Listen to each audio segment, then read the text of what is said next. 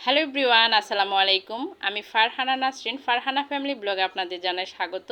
আজকের পর্বে আমি হাজির হলাম গরুর দুধের চায়ের রেসিপি নিয়ে। একদম সহজ উপায়ে, কোনো ঘন করার চিন্তা নাই, একদম সহজ উপায়ে নর্মালি অল্প সময়ের মধ্যে কিভাবে চা তৈরি করা যায় সেই রেসিপি নিয়ে চলুন তাহলে দেখে নিই। আর চা তৈরি করার জন্য আমার লাগছে দুধ, চা পাতা আর চিনি আর পানি।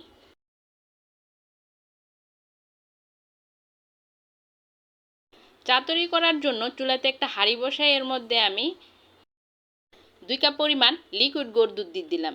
আমি যে কাপের চা বানাবো সেই কাপ দিয়েই মেপে আমি 2 কাপ পরিমাণ দুধ দিয়ে দিলাম। আর দিয়ে দিচ্ছি হাফ কাপ পরিমাণ পানি, এতে করে জাল দেওয়ার পরে যাতে করে দুধটা কমে না যায়।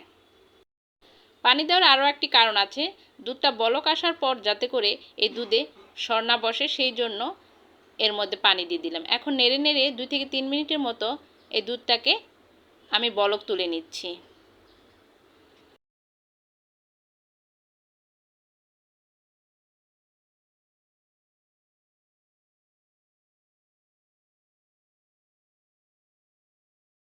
চাটাকে মিষ্টি করার জন্য আমি এই দুধের মধ্যেই 2 চা চামচ পরিমাণ চিনি দিয়ে দিলাম। আর দিয়ে দিচ্ছি 2 টেবিল চামচ পরিমাণ চা পাতা। প্রতি কাপের জন্য 1 টেবিল চামচ পরিমাণ করে দিচ্ছি। এখানে আমি 2 টেবিল চামচ পরিমাণ দিলাম। আর এটাকে 2 থেকে 3 মিনিটের মতো জাল দিয়ে নিচ্ছি।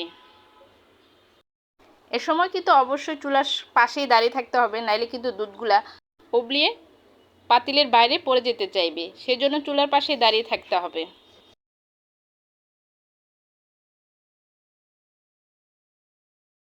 চায়ের লিকারটাকে আমি 4 মিনিটের মতো দাঁড়িয়ে থেকে জাল দিয়ে নিয়েছি। চায়ের একটা দারুণ কালার চলে আসছে। এখন আমি চুলাটাকে বন্ধ করে দিয়ে ছাঁকনির সাহায্যে এটাকে ছেঁকে নিচ্ছি। এটা কিন্তু অতিরিক্ত জাল দিতে যাবে না, এতে করে চাটা কিন্তু তিতা হয়ে যাবে।